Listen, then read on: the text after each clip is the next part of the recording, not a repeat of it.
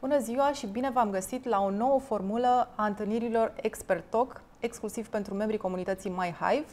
Alături de mine se află doamna doctor Anna Maria Stoica, medic endocrinolog, supra-specializat în medicină funcțională și medicină anti-aging. Și pentru că este prima dintr-o nouă serie de întâlniri cu doamna doctor, astăzi vom vorbi puțin despre medicina funcțională și înainte să intrăm în dialogul propriu-zis, voiam doar să punctez că este un subiect despre care vorbim foarte des în ultima vreme. Medicina funcțională este o titulatură pe care o regăsim în multe locuri, dar, în esență, este mai mult decât o titulatură, este un alt mod de a privi medicina și pacientul. Practic, medicina funcțională pornește de la privirea corpului uman și a pacientului ca un întreg, cam ca diferența dintre a da zoom in pe o imagine și a vedea doar o mică părticică, un organ, versus a da zoom out și a vedea pacientul ca întreg și toate legăturile dintre organe și, de asemenea, dintre ele și bagajul genetic al pacientului. Și câteodată pacienții pot fi imagini complicate, după cum ne va spune doamna doctor. Bine ne-am regăsit! Bună, Diana! Bună ziua comunității MyHive! Îmi pare bine că vorbim astăzi despre medicina funcțională. Aș dori foarte mult ca comunitatea MyHive să înțeleagă ce înseamnă această abordare nouă a medicinei. De obicei, medicina funcțională este un termen nou, dar nu este ceva nou, să zicem, actual în medicină. Doar combină medicina clasică, care o practică, să zicem, medicul clasic la care mergem de fiecare dată, este combinat cu medicină integrativă. Și atunci medicul de medicină funcțională investigează mai mult, studiază foarte mult fiziologia umană, se duce, să zicem așa, în trecut, în partea de a studia, să zicem, partea de fiziologie umană, ceea ce învățam noi de fapt în facultate. Și de aici pornim foarte mult în zona de medicină integrativă, unde învățăm foarte mult partea de nutriție, partea de integrare a suplimentelor alimentare, cum interacționează ele cu medicamentele. Și atunci abordarea noastră este integrală, adică noi vedem pacientul, luăm foarte multe detalii despre istoricul pacientului. Este extrem de important tot ce s-a întâmplat cu el, inclusiv din partea de sarcina mamei, pentru că toate aceste lucruri influențează evoluția lui ca adult. Deci, practic, medicina funcțională este foarte mult despre a asculta pacientul, exact. Ceea ce lipsește oarecum, să spunem, sau nu este atât de pregnant în medicina clasică. Exact. Ca și medicina clasică, de obicei tratează, este foarte bună, să zicem așa, pe partea acută. Dacă noi ne simțim foarte rău, ajungem la medic, ne dă un medicament și ne face, să zicem, pe moment bine. Dar la partea de abordare a bolilor cronice, din păcate, partea de medicină actuală, medicină clasică, nu poate rezolva problemele pe termen lung și de aceea pacienții ajung să dezvolte din ce în ce mai multe boli cronice. Iar partea aceasta de medicină funcțională vine tocmai pentru a ajuta pacientul în abordarea bolilor cronice și este are mult mai mult succes, să zic așa. Și, practic, medicina funcțională, concentrându-se pe pacient, se duce foarte mult și spre cauza îmbolnăvirii. Vorbeam de boală cronică. Exact. Deci, practic, dacă găsim cauza îmbolnăvirii, toate celelalte lucruri apărute pe parcurs, conexe, să spunem, suferinței cronice, se vor ameliora și ele. Nu?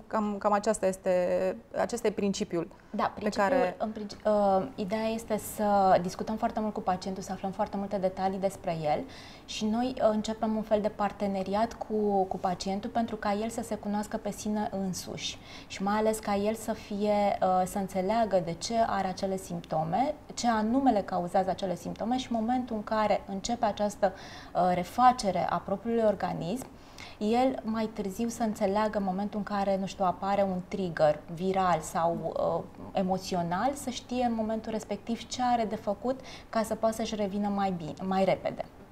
Ați spus un cuvânt foarte important, emoțional. Și un element care vine nou în medicina funcțională sau redescoperit este această conexiune dintre minte și corp. Pentru că medicina clasică de obicei separă, consideră că sunt suferințe ale minții, suferințe ale corpului și cumva ele nu se întrepătrund.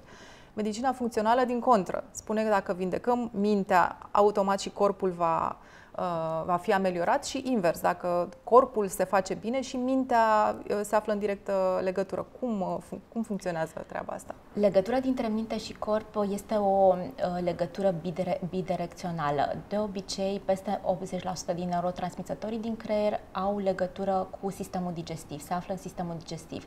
Și întotdeauna în momentul în care de exemplu, când avem emoții, simțim fluturi în stomac și atunci începem să ne inhibăm, adică apare stresul, apare acea anxietate și întotdeauna când avem, de exemplu, un stres emoțional, trecem printr-o traumă, întotdeauna ne simțim mai rău fizic. Și aceste lucruri, când încercăm să rezolvăm problemele, să zicem, de cauză fizică, dacă nu rezolvăm problemele de cauză emoțională, de obicei nu putem avea niciun efect. Ele se susțin una pe cealaltă. Și de aceea pacientul trebuie să abordeze întotdeauna pe lângă regim, pe lângă tratament, o abordare pe zona de emoțională, tehnici de meditație, tehnici de yoga, chiar și mersul la psiholog ajută. Acolo, în general, are, să zicem așa, din punctul meu de vedere, influență undeva la peste 90% această problemă legată de sfera de gândire. Acum, ca exemplu, de obicei, noi cum reacționăm, cum suntem făcuți să reacționăm. Noi trăim, în general, cu stres. Nu putem să trăim fără stres, dar un stres acut și nu un stres cronic. Când ne aflăm, de exemplu, într-o situație, cum suntem acum, putem privi această situație din 3 puncte de vedere diferite. O situație stresantă, adică un stres, să zicem, ceva care, nu știu, mă pune pe fugă, un stres pozitiv, ceva care, nu știu, pentru mine este ceva extraordinar să fac acest lucru, sau ceva care nu mă interesează, adică niciun fel de stres. Și în funcție de această percepție a noastră asupra situației respective, transmitem informația în organismul nostru, în principal la nivel de suprarenală, este principala glandă care secretă hormonul de stres, cortizolul, și el va duce secundar în secreția următorilor hormoni și este ca un fel de lanț de domino, care dă informația și ajută organismul să reacționeze și toate acele simptome simptome pe care le simțim sunt declanșate de această percepție a noastră asupra situației respective. În acea anamneză de început în care trebuie să duceți pacientul de la diversificare, de la alăptare, de la început, chiar dacă el are poate 60 de ani, întoarcem la copilărie, se discută și partea aceasta de emoțională. Adică dacă, nu știu, pacientul, să zicem că a avut o perioadă în care s-a simțit foarte rău, contează mult și poate a fost o perioadă mai stresantă, cum spuneați, cu mai mulți stimuli care au declanșat niște lucruri. Adică aceasta, practic, face parte din prima discuție pe care o aveți cu pacientul. Contează de la pacient, chiar dacă pacientul are 70 de ani, contează foarte mult prima parte a copilăriei, pentru că în prima parte a copilăriei sunt niște lucruri extrem de importante, de exemplu, stabilirea microbiomului uman, pentru că el este influențat, se stabilește în jurul vârstei de 4-5 ani și este foarte mult influențat de tot ce s-a întâmplat cu copilul până la vremea respectivă, tratament, mediul în care a trăit și inclusiv mediul emoțional. Și acolo, dacă sunt traume în familie, provenim din familii, să zicem, dezorganizate sau trăim în niște medii dezorganizate, acolo aceste traume se transformă în anumite simptomatologii pe viitor, care dacă nu sunt tratate, și mai ales acest traumă se numește post-traumatic stress disorder, care dacă nu sunt luate în considerare, ele pot cauza chiar și cancer. Și întotdeauna un pacient cu o boală cronică, și cu cât este o boală mai deosebită, cu atât mai mult trebuie să evalueze această parte de stres post-traumatic și inclusiv din anii copilăriei. Noi suntem obișnuiți să privim ideea asta de stres post-traumatic ca un lucru care le se întâmplă, nu știu, oamenilor care au fost în teatre de război sau în locuri care într-adevăr te afectează emoțional, dar până la urmă traumatismele pot fi zilnice, poate fi un mediu, cum spuneați, un mediu foarte stresant, încărcat emoțional. Deci toți trebuie să ne gândim dacă am avut la un moment dat în viață o perioadă care ne-a afectat în acest fel. Da, de obicei nu neapărat cei care provin din teatre de război, de obicei partea aceasta, de exemplu, partea românească, să spun așa, unde, din păcate, de multe ori tatăl este mai autoritar, certurile din familie pentru că sunt la ordinea zilei și este vorba de percepție, cum spuneam, percepția copilului de la vremea respectivă asupra acestei relații dintre mamă și tată sau asupra relației dintre părinți și asupra lui. Chiar dacă el, să zicem, nu ar fi fost traumatizat fizic sau verbal, dar dacă tensiunea aceea din casă, el întotdeauna va simți acea frică, acea luptă și fugi și atunci acest lucru îi va marca mai târziu, îi va impacta destul de mult, să zicem, partea de răspuns la stres. Și în momentul în care va ajunge să lucreze într-un mediu cu mai multe persoane, pentru că nu putem să știm cu cine avem de-a face, orice stres minor poate pentru el să fie un stres major și de aici să pornească un lanț de probleme de sănătate și el să nu-și dea seama. Tot relaționând cu partea emoțională și cumva cu moștenirea pe care o avem din copilărie, pentru că ce se întâmplă acolo nu depinde neapărat de noi, ci de mediul în care ne formăm, mi se pare foarte interesant cum medicina funcțională abordează altfel partea de genetică și de bagaj genetic. De multe ori știți că suntem obișnuiți să spunem a avut niște gene mai nefericite sau are noroc de gene bune, e cumva un lucru de noroc sau de ghinion. Ei bine, medicina funcțională vine și spune că da, poți să ai niște gene poate mai puțin benefice pentru tine, dar depinde doar de tine dacă ele se manifestă sau nu, de stilul de viață. Practic, prin stilul de viață putem să influențăm manifestarea anumitor gene în viețile noastre. De obicei, noi suntem în general 99% la fel, 1% suntem diferiți și de aici pornește unicitatea noastră ca om și abordarea, să zicem, a fiecărui pacient ca ceva unic. Aceste gene ne influențează undeva la 5%, tot ce moștenim de la părinți, doar că restul de 95% sunt factori epigenetici. Acești factori sunt factorii, cum spuneam, factori de mediu, factori de alimentație, factori emoționali, tot ce ne înconjoară. Acești factori ne pot influența, ne pot activa, să zicem așa, genele care le moștenim. Este cum ar fi, avem o armă încărcată, dar când apăsăm pe trăgaci trebuie să fie ceva ce alegem noi să facem. Și atunci, influențând ceea ce putem noi să facem, să ne schimbăm stilul de viață, să tratăm tot așa partea emoțională, să încercăm să menajăm stresul, toate aceste lucruri influențează partea noastră de gene și ele rămân inactivate, nu se manifestă. Și atunci nu întotdeauna ceea ce avem ca și genetică ne poate influența mai departe un risc de boală. Da, avem un risc de boală mai ridicat, dar întotdeauna există orice persoană are, să zicem așa, risc de cancer, pentru că în orice organism există celule canceroase, doar că noi alegem, suntem ca o grădină. Dacă avem grijă de grădina noastră și întotdeauna este frumoasă, va fi frumoasă. Dacă nu avem grijă de ea și facem alegerile, să zicem, care nu trebuie și o lăsăm în paragină, atunci se va întâmpla, să zicem, ce este mai rău. Mi se pare o perspectivă eliberatoare, pentru că simți cumva că ai un control asupra, chiar dacă să zicem că vii cu acea moștenire genetică mai puțin fericită sau dintr-un mediu care te-a predispus de timpuriu la tensiuni și la o anumită anxietate. Poți să faci lucruri concret tu ca să schimbi sau să-ți schimbi destinul. Nu este o condamnare. Practic, genele nu mai sunt acel destin al nostru clar. Asta e genetica. Dacă mama a suferit de ceva, clar, și eu am gena respectivă, o să se manifeste. Mi se pare că medicina funcțională ne dă această putere, redă puterea pacientului de a realiza că ține de el.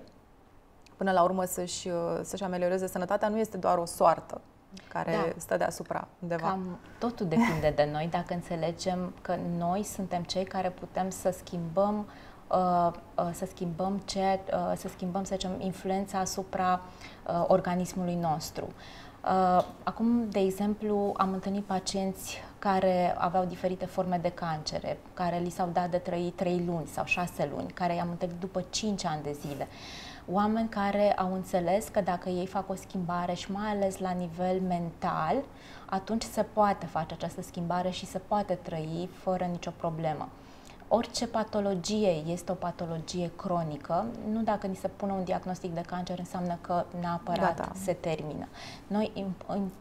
Este vorba de cum percepem acel lucru. și în funcție de percepere și ceea ce vrem noi să facem este extrem de important. Un exemplu, din partea mea, să zicem, clasică de medicină, în care am lucrat pe o secție de ATI, de cardiologie. Într-o dimineață am ajuns pe secție și am fost foarte uimită că toată lumea, efectiv, din salonul respectiv râdea. Și mă gândeam ce se întâmplă aici. Și când am ajuns, era un domn care era nou. Și m-am dus să vorbesc cu el și la un moment dat a făcut o glumă. Eu am crezut că nu e adevărat, că l-am întrebat cum îl cheamă, câți ani are. Și am zis, nu cred, am înțeles eu greșit. Și m-am luat foaia să mă uit la foaie. Domnul respectiv avea 93 de ani, arăta de 70 de ani, dar el, toată viața lui, a fost un comic și a luat viața, să zicem așa, cum a venit ea și nu a vrut să își încarce, adică, nu știu, la vremea respectivă el nu avea nicio problemă de sănătate decât când se ridica în picioare, avea tensiunea mai scăzută, dar nimic altceva. Și toată perioada cât el a rămas în salonul respectiv, absolut niciun pacient nu a decedat. Deci a fost ceva, nu știu, asta spun, influența aceasta nu știu, chiar și o persoană să vină să îți schimbe ziua respectivă, orice moment care poate să schimbe ziua respectivă. De aceea noi trebuie să fim, să fim mulțumiți cu lucruri mărunte sau să încercăm să ne bucurăm de orice lucru mărunt. Dacă întotdeauna vedem lucruri, wow, trebuie să ajung să am, acel telefon niște țeluri foarte concrete și greu de la care atins. Nu putem ajunge, nu vom fi mulțumiți niciodată. Cu cât ne mulțumim cu lucruri, astăzi avem lucrul acesta, sunt mulțumit de el, sunt fericit, sunt recunoscător pentru ceea ce am, întotdeauna aceste lucruri se vor aduna și ne vor aduce, adică e vorba de starea de bine pe care trebuie să o avem în fiecare zi. Și aici recomandarea mea ar fi ca de fiecare dată când ne trezim dimineață, chiar dacă, nu știu, suntem în grabă cu copilul sau ce se întâmplă acolo, să o privim sau, nu știu, ne împiedicăm, ne lovim, să o privim ca pe ceva care s-a întâmplat, asta este, nu trebuie să dă tonul zilei respective. Pentru că de multe ori ne gândim, aoleo, iar începe ziua aceasta prost, o să meargă foarte prost toată ziua, ce mă fac, nu o să reușesc să rezolv lucrurile. Dar în momentul în care noi luăm lucrurile ca atare și s-a întâmplat, asta este, ține de noi să schimbăm optica. Exact. Și întotdeauna când facem acest lucru, putem să schimbăm și starea noastră de bine. Mi-a plăcut foarte mult exemplul cu domnul comic, care avea 90 și ceva de ani, dar apropo de starea de spirit și faptul că atunci când a stat el pe secție nu a fost niciun pacient care să decedeze și că toată lumea avea o stare bună de spirit, e important, în medicină în general, dar în medicina funcțională e foarte important ca pacientul și medicul să facă echipă. Exact. Și cumva să fie, și medicul îi dă încredere pacientul și transmite o stare de încredere în ameliorarea suferinței lui. E parte din medicament, cum s-ar spune medicul. Exact. Întotdeauna pacientul trebuie să formeze această echipă cu medicul, pentru că eu, de exemplu, recomand pacientului să facă un jurnal. Acest jurnal nu este neapărat făcut pentru mine, este făcut mai mult pentru el, pentru a se redescoperi singur și a înțelege ce anume face greșit și ce anume nu face greșit. Și în momentul în care el are pe cineva în spate care să-i răspundă la întrebările care nu poate să și le explice singur, pentru că de aceea vin, să zicem, partea aceasta medicală, să zicem, cu pregătire în spate, să ajutăm pacientul să-și înțeleagă propriile sale semne, simptome și mai târziu, în momentul în care el va trece prin acest proces, să-i fie mult mai ușor să-și dea seama ce anume poate să fie în neordine cu el. Și atunci știe exact unde să se ducă și ce anume, unde trebuie să apeleze. Suntem destul de deconectați de corpurile noastre. S-a întâmplat ca pacienți cărora le-ați sugerat acest jurnal și care poate au fost reticenți să vină cu câte o revelație după ținerea lui sau, nu știu, să-și dea seama de niște lucruri care le scăpau la prima vedere? De multe ori, da. Mulți pacienți vin și spun, dar eu țin un regim foarte sănătos, mănânc foarte sănătos, nu cred că este nevoie să fac acest lucru. Și de multe ori își dau seama Cred că ați avut dreptate. Eu până acum chiar nu știam, adică nu știam de acest lucru. Oricum, aceste informații, de obicei, partea de regim, nu există diete minune, să spun așa, sau anumite diete pe care le punem într-o zonă, trebuie să ții dieta aceasta pentru că ai boala respectivă sau trebuie să ții dieta aceasta pentru că ai boala respectivă. Întotdeauna lucrurile le descoperă singur, pentru că fiecare dintre noi este unic și în momentul în care noi facem acest jurnal, înțelegem de fapt ce anume ne poate face să ne simțim rău sau ce anume ne poate să ne facă să ne simțim bine. Sunt lucruri, de exemplu, care mâncându-le zilnic ne dau o stare de bine, dar această stare de bine, de fapt, este dată de organismul nostru pentru că el inițial ne-a dat un semn că este rău, dar în momentul în care noi dăm în continuu, el începe să secrete serotonină în exces care ne aduce starea de bine. Și atunci acel lucru chiar ne face rău, fără să ne dăm seama. Dar în momentul în care avem un coordonator în spate care ne atrage atenția asupra anumitor lucruri, noi înțelegem și ne cunoaștem mai bine.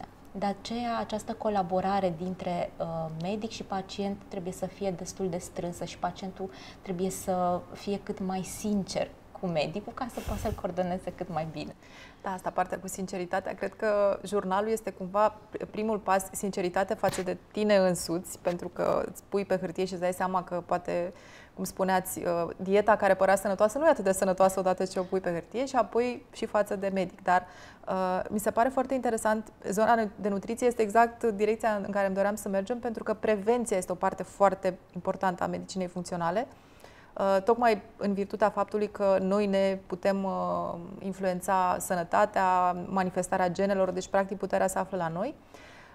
Ideea de prevenție este și ea promovată foarte mult, dar elementul cheie la medicina funcțională este personalizarea acestei prevenții. Adică, da, trebuie să facem sport, dar nu facem orice fel de sport doar pentru că trebuie să facem mișcare, ne poate face mai rău, poate un anumit tip de mișcare. Nici dietele acelea minune care promit că vindecă orice problemă nu sunt pentru toată lumea, nici suplimentele alimentare. Deci și această prevenție trebuie impusă tot într-o strategie cu medicul.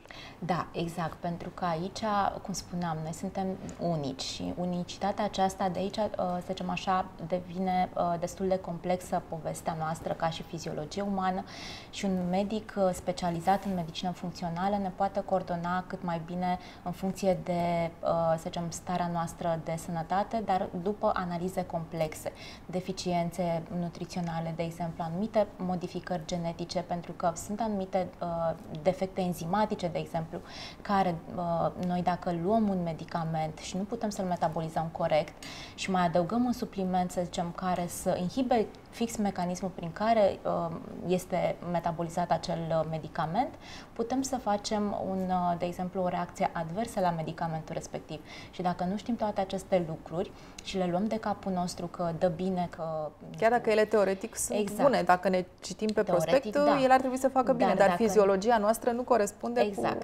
Și atunci aceste lucruri trebuie să făcute personalizat, pentru că, tocmai ce spuneam, pacientul poate să fie foarte diferit, căile lui de metabolizare să fie extrem de diferite, dezechilibru intestinal, dezechilibru microbiomului să fie diferit. Unii dintre pacienți se pot reface foarte rapid, alții nu, adică depinde foarte mult de aceste lucruri și contează foarte mult și această parte de a lua suplimente după capul nostru și a lua medicamente la fel după capul nostru și a face sport, de exemplu, după capul nostru, pentru că nici sportul făcut după capul nostru afectează la fel întregul organism.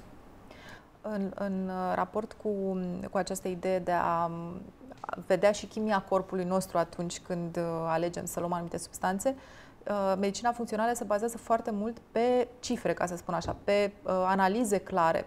Nu este doar pe acel feeling al pacientului, ai o discuție cu pacientul și îți dai seama cam care... Nu, se bazează foarte mult pe analize, pe corelarea foarte multor variabile, ceea ce, cel puțin în medicina clasică și în România, analizele sunt ceva ce faci, te uiți dacă este închenar sau nu este închenar și dacă nu e închenar este ok. Medicina funcțională corelează toate elementele, dacă este o valoare mai mare și una mai mică, chiar dacă nu este poate închenar. Da. E o știință aparte aici pe această zonă. Este o știință aparte. De obicei noi învățăm foarte mult în zona aceasta de a vedea, să zicem, lucrurile care încep mult mai devreme. Tocmai de aceea această pregătire și această promovare a prevenției este foarte importantă, pentru că în momentul în care vedem niște modificări, chiar și în analizele clasice, minore, anumite analize care sunt la un minim sau la un maxim, acolo trebuie să ne ridice niște semne de întrebare, pentru că trebuie evaluată, să zicem, zona respectivă. Evaluarea în zona de medicină funcțională se face foarte complex, în zona de, adică ca să putem să facem o recomandare de suplimente sau o recomandare de medicație, trebuie să cunoaștem toate aceste principii de metabolizare corectă a fiecăruia dintre ele și deficiențele pe care le are pacientul, să corectăm aceste deficiențe și să ajutăm, să zicem, secundar, să ajutăm și partea de, foarte important, microbiomul, pentru că acolo se întâmplă tot ce înseamnă mecanisme de modularea sistemului imun și cum ar veni o inflamație cronică care stă la baza problemelor cronice de sănătate.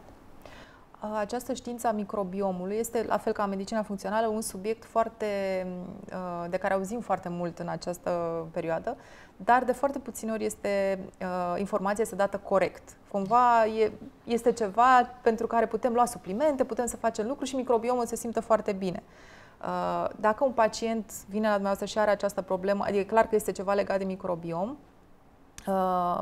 practic setul de analize care să vă poate ajuta să puneți un diagnostic clar are legătură nu doar cu stomacul, ci și cu, exact această legătură despre care vorbim la început, nu este vorba de un singur organ, ci de cum impactează el celelalte organe și de întreaga imagine a corpului. Deci, practic, în momentul în care ai o problemă și vii la un medic de medicină funcțională, nu te va întreba doar despre acel organ. Adică, ok, mă doare stomacul, clar este ceva de la stomac. Se poate întâmpla să vină cineva cu probleme de stomac și, de fapt, sursa problemei să fie în altă parte. De multe ori, mulți pacienți, să zic așa, nu se plâng de probleme de stomac și de multe ori, de fapt, acolo este invers, cauza. deci este invers. Pentru că întotdeauna sistemul digestiv este, să zicem, punctul cheie și punctul de legătură cu celelalte organe și de aceea întotdeauna se evaluează, în primul rând, sistemul digestiv, pentru că acolo acest microbiom, cum spuneam, dacă el este dezechilibrat, poate să cauzeze adică poate influența foarte mult peretele intestinal, el poate să fie inflamat și acolo peste 70% din receptorii sistemului imun care se află în acel perete se mențin inflamația care se duce după aceea în celelalte organe. Dar acest microbiom nu îl putem influența, adică nu putem trata, nu putem, dacă luăm un probiotic, să tratăm microbiomul. Noi ceea ce facem este să modificăm toți factorii aceștia externi și să modulăm microbiomul. Noi nu putem acționa asupra lui. Cum spuneam, el se stabilizează în jurul vârstei de 4-5 ani. Ceea ce se întâmplă acolo este că bacteriile din clasele respective cresc sau scad în funcție de ce se întâmplă cu noi. Adică bacteriile patogene pot crește mult mai mult decât bacteriile sănătoase în funcție de, nu știu, trăim la un moment dat 6 luni cu foarte mult stres și acolo, clar, bacteriile patogene se vor duce într-un număr mult mai mare decât bacteriile sănătoase și ele vor aduce adițional bacterii patogene. Și în momentul în care noi facem această evaluare a sistemului digestiv, vedem dacă sunt bacterii adiționale pe care acelea trebuie tratate.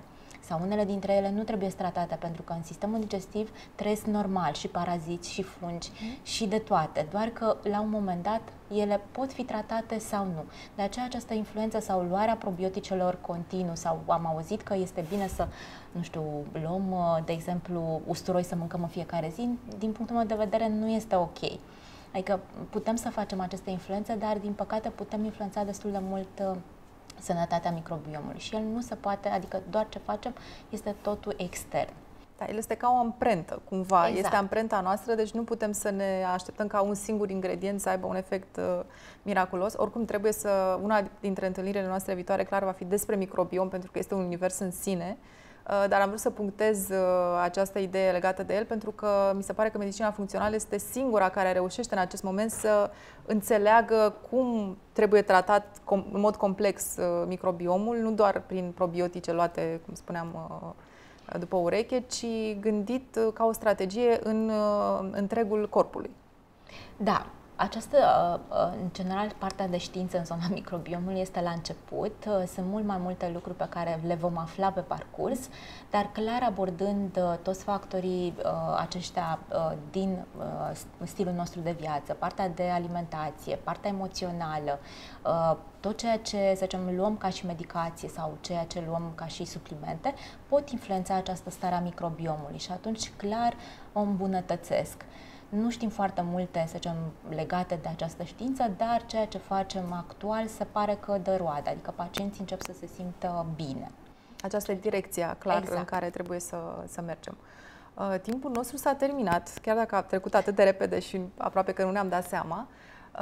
Data viitoare, pentru că am terminat exact în ton cu discuția noastră de data viitoare, vom discuta despre lucrurile bune care ne fac rău, adică exact despre această prevenție care uneori este dusă într-un extrem care nu este în beneficiul nostru, ci din contră, despre suplimentele alimentare luate aiurea și sportul care nu este cel mai adecvat pentru corpul pacientului.